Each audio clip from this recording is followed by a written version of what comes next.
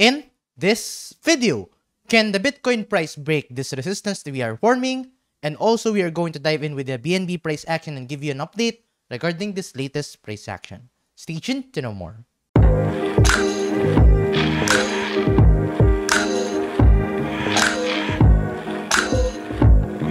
So hi guys, and welcome back to another Gabb's cryptocurrency video where we trade by data and not by hype. And if you haven't subscribed to my channel, click the subscribe button down below and hit the notification bell so you won't miss out daily technical analysis like this. But before we start this video, meron din tayo actually na Bing X t-shirt giveaway guys. So if hindi pa kayo nakasali sa ating Bing X t-shirt giveaway, you can find this in the description down below. And we are going to select 5 lucky winners this May 18. So malapit na siya. It's just 3 days away na lang. So if hindi pa kayo nakasali, sali lang kayo guys. You can find this in the description down below.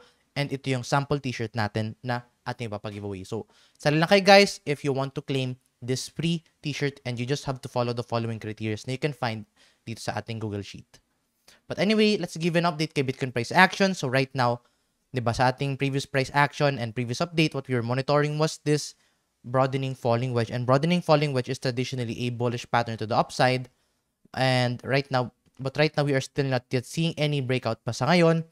And ito din yung kailangan natin tingnan. So if you're going to look at this, I think masyado pa itong maaga kasi look at this. We are starting to form this broadening falling wedge, but di ba actually natin na-form yung ating parang huling support dito sa baba. So I think yun yung pinaka-aabangan natin, yung pinaka-huling one last drop. I think yun yung mas prefer kong makita dito with the Bitcoin price action, yung magkaroon tayo ng one last drop before seeing a bullish movement. Kasi in that case, if we're going to see a one last drop, then at the same time yung ating RSI is tumaas, then that could be potentially a bullish divergence. And those types of signals are way better. And kasi of course, that would actually solidify our bullish divergence. So in that case, mas okay yung ganun. But what would be our trade if ever na makita natin dito ng breakout? So if makita tayo ng breakout dito, then what we are going to target is actually the top of the wedge, which would be around the $32,000 US. So we are only going to target that movement only if we are going to see a 4-hour candle close above this area. And then of course, we must have buy volume upon that area. So right now, wala pa ako naka-open na trade dito kay Bitcoin. So, I am just actually waiting out for the next move. And so far, if wala naman talaga matatrade, then siguro step aside na lang muna, magpahinga ka na lang muna, and abangan mo lang talaga yung Bitcoin price action na magkaroon ng breakout. Kasi for now, wala pa talaga tayo nakikitang breakout for the time being dito kay Bitcoin price action. But if let's say, nagkaroon na tayo dito ng breakout, we are just going to open a long position dito, mag-set ng stop loss just below, and then we are going to target the $32,000 US. And let's say makita tayo ng breakout dyan, you can actually trade this guys with Bing X. So if you want to claim bonus of up to $150 US kay Bing X, just use my sign up link na you can find the description down below. Now diving into the altcoin market, so as you can see right now, Bitcoin dominance is currently testing this resistance. So right now, diba, if potassium dominance, that would indicate na altcoins are going to bleed. Pero if pababa to, then that would indicate na altcoins are going to perform better.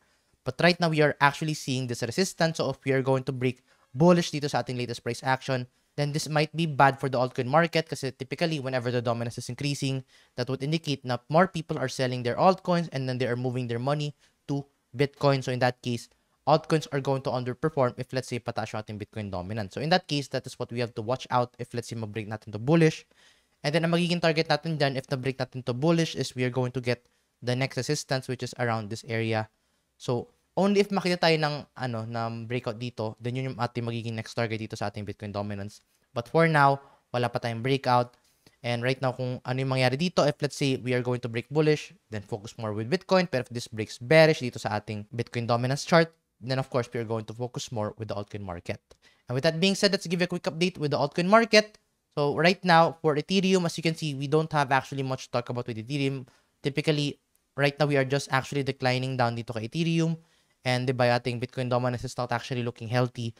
So, in that case, I think Ethereum is more likely to bleed in the coming days pa, especially now if lalo pang umakit sa ating Bitcoin dominance, then of course, lalo mag-bleed si Ethereum. But nonetheless, we are actually potentially seeing a potential bullish divergence wherein the price is declining while the RSI is increasing. So, that is a potential bullish divergence. But given the fact na masyadong mababa to, I think it's more likely na pwede tayo mag-consolidate dito kay Ethereum rather than a bullish movement if ever na we are going to play out this bullish divergence. Kasi look at this, napakabagsak natin dito. And yeah, for now, siguro wait out lang muna sa ating buong crypto market kasi wala pa naman talaga tayo matatrade actually dito. Looking at with the BNB price action, so ito yung siguro yung mas matinong itsura I think we can actually compare this with the Bitcoin price action kasi look at this. Diba kay Bitcoin, meron tayong broadening falling wedge. Kay BNB, we are also forming that broadening falling wedge. So ayun na, we are forming that resistance as well as we are also forming that support. Now, some people would actually say that this could be also a inverse head and shoulders. So you could actually say that that's an inverse head and shoulders. In that case, ang magiging target natin would be by getting the height of this head. Then lagyan natin siya sa possible point of breakout. And then ang magiging potential target natin would be around the $385. And look at this, we are also forming a bullish divergence within the 4-hour time frame. So right now, BNB is actually looking good. And if let's say makita tayo ng 4-hour candle close dito above this area, then we are just going to open a long position. We are also going to set a stop loss just below.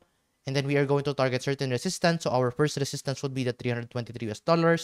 So if na-meet na natin yung $323 na target na yan, ito, if let's say nagkaroon tayo ng bullish breakout and na-meet natin yung first target, we are going to adjust our stop loss from here to here.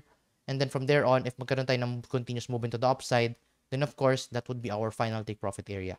So right now, that is what I am going to monitor with the BNB price action. And take note guys, you can actually trade this guys in BingX. And ayun muna siguro update natin for the time being. If you find this video useful and informative, please give this video a like. And I'll see you guys in the next video. Bye-bye for now.